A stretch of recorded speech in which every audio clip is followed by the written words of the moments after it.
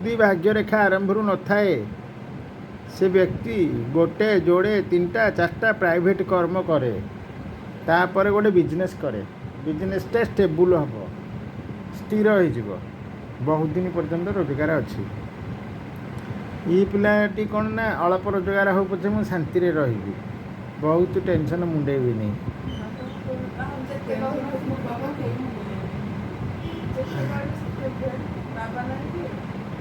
ଆଉ କ'ଣ ଆଉ ହସ୍ତରେଖାରେ ସେମିତି ଯୋଗ ଅଛି।